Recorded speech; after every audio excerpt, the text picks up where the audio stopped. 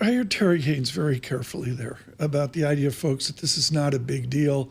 I'm going to go against that. I think it is a huge deal on a legal basis. I'll defer to June Grasso, who has prodigious chops, all the people at Bloomberg Opinion.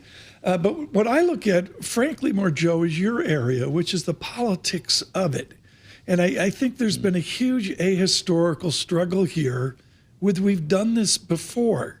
And I'm going to go back to 1890 when the arch protectionist William McKinley in Congress lost his seat in a complete Republican wipeout because the people of America were fed up with paying higher prices. And Joe, that sounds a little familiar, doesn't it?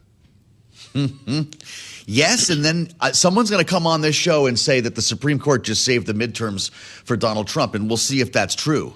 But stick with me on flexibility for a moment. Earlier today, Fox Business, Kevin Hassett, right, talking about the options they have at hand. Here he is.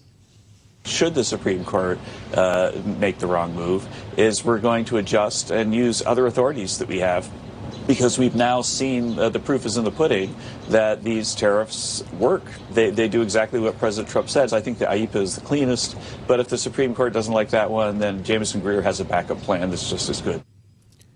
Is this, Tom Keene, why the Dow's only up 37 points? Why retail is down? How is retail down? How is Nike negative on a day when this was supposed to be a celebration? A lot of uncertainty. Stephen Stanley, publishing at Santander, did a wonderful job of gauging the uncertainty here. I would focus, Joe, on, yes, that uncertainty, and we see the market with the Dow up only 40 points right now, but I would focus on the theory behind this, which has been beautifully explained by our arch academic Douglas Irwin at Dartmouth College. And Professor Irwin talks about the revenue side, as the president will in his press conference here in 40 minutes. They brought in $250 billion. The smart people tell me they're going to lose 40%, maybe half of that that will go away because of this ruling. Then there's a whole idea of restriction, infant industry. We want to keep business in America. But what Justice Roberts focused on, Joe Matthew, was reciprocity. And that's part of the Douglas Irwin calculation. And the way I read it as an amateur is this is a court, including Trump appointees, screaming for guardrails. Joe, I love the sentence here, if I can find it right now. Amy Coney Barrett in the group, the president cannot impose tariffs based on a law's silence or vague language. To me, that's the heart of it. Mm-hmm. You know, while we're reading from some of these opinions, look at Justice Gorsuch. For those who think it is important for the nation to impose more tariffs, I understand today's decision will be disappointing. All I can offer them is that most major decisions affecting the rights and responsibilities of the American people are funneled through the legislative process for a reason. It's Schoolhouse Rock, Tom. Yeah, well, it is, but I'm going to go. This was widely anticipated. We've seen the market reaction, and frankly, churning right down. NASDAQ up 0.7%.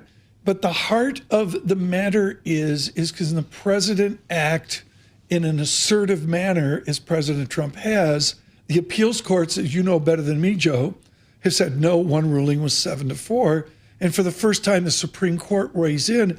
I would suggest, Joe, in the arc of this, they'll be back. We haven't heard the last from the Supreme Court. Okay, there you go. Enter Mike Johnson, Speaker of the House, probably got a phone call from Donald Trump this morning. No one can deny, he writes, that the president's use of tariffs has brought in billions of dollars and created immense leverage for America's trade strategy and for securing strong reciprocal America First trade agreements with countries that have been taking advantage of American workers for decades. That's fact for you.